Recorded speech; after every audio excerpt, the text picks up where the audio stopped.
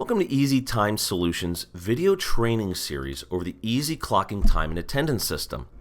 This session will be covering setting up a user's access level within the system.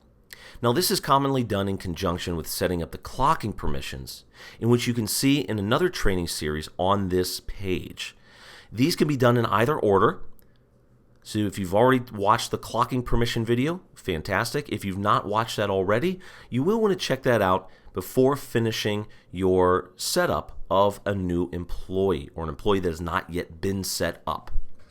Let's go ahead and jump into users and setting up the access level. Keep in mind that you do want to be specific in setting these up, as some of the settings you would need to contact EasyTime in order to erase, such as the username. Let's go ahead and jump in. First off, to set up an employee, we'll want to make sure that we add an email. This is commonly going to be a company-assigned email. However, if you do not have a company-assigned email, a personal email can be used. Please make sure that you do double-check with HR personnel or your project manager to make sure that this is okay or what policies they have in place. For our user Jody, we're going to go ahead and set Jody up.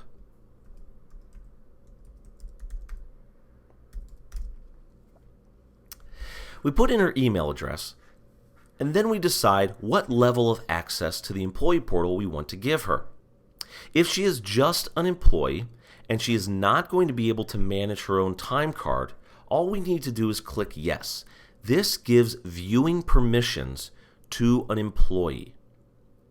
Next, we want to set up a username.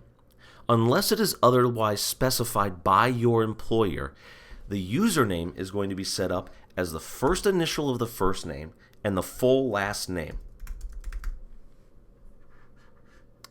The only way this would be changed is if you do see this set up differently per your employer's instructions. This allows for our clients to all have a similar naming convention that we can help quickly find their information. Jumping down to step 4. How do we want to get a password to our employee? The easiest way to do this is to auto-generate. We can enter a password manually. However, I would save this for if a special situation comes up and an employee is sitting there right there with you, that you can skip over the email step.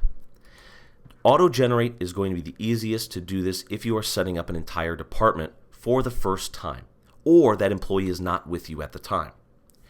If you are only giving them access to their employee portal to either see or manage their time card as well, this is the last step. All we need to do is click Save.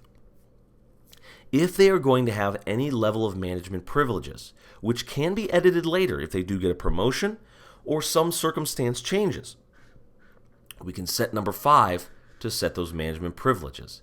If they are not, do not go beyond step number 4. We'll discuss setting management privileges in a tutorial series listed under the Solutions tab on the Help desk.